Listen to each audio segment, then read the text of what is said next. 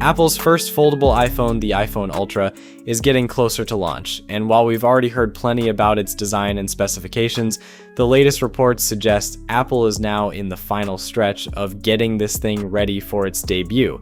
And by that, I mean the showcase, not necessarily the point when you'll actually be able to buy one. Apple is still expected to unveil the device alongside the iPhone 18 Pro lineup in September, but a new supply chain leak suggests initial stock could be extremely limited, with suppliers potentially needing several months to build up enough units. Interestingly though, limited supply may not mean a limited launch, as the same source claims Apple is still planning to make the iPhone Ultra available globally from the start, and we're still getting new physical clues about the design. A recently leaked screen protector along with covers for the rear camera module could give us a better idea of some of the smaller design decisions Apple has made. The screen protector appears to show a conventional rounded corner cover display, while the rear camera cover has 4 cutouts that could correspond to 2 cameras, an LED flash, and potentially a LiDAR scanner. These are third-party accessories though, so they could have been based on leaked dimensions or CAD files rather than final Apple hardware. Some of the more interesting details are actually hidden in the display technology. Samsung Display is reportedly producing the foldable OLED panels for Apple, and the panels are expected to use color filter on encapsulation or COE technology. This removes the traditional polarizer from the display stack, helping Apple reduce thickness and improve light efficiency, 2 things that matter a lot for a foldable this thin. The battery is another area where Apple appears to be taking a very specific approach.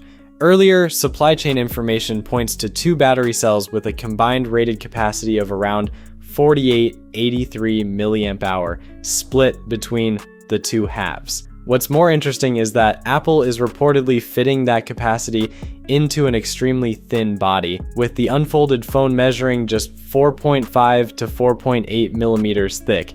A vapor chamber cooling system has also been rumored, which could help manage heat in such a thin design. The camera system is also shaping up to be an interesting compromise.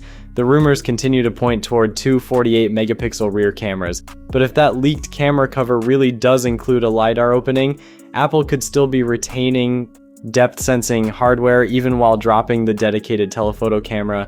That's not confirmed yet, but it would be an unusual combination for an iPhone this expensive. And then there's the display itself. Apple is reportedly aiming for a crease that's far less noticeable than what we've seen on many previous foldables, while the wider 7.8-inch internal screen should give the device a much more tablet-like experience when unfolded. The outer display is expected to be around 5.5 inches, so Apple isn't simply making a giant screen. It's essentially giving you a normal-sized phone on the outside and a much larger workspace when you open it. The price, of course, is going to be another story. Current estimates generally put the starting price somewhere around $2,000 to $2,500, which would make this one of Apple's most expensive products outside its larger computing devices. And with supply expected to be tight at launch, the first generation foldable could end up being less about Apple replacing your regular iPhone and more about Apple showing what it thinks a premium foldable should look like.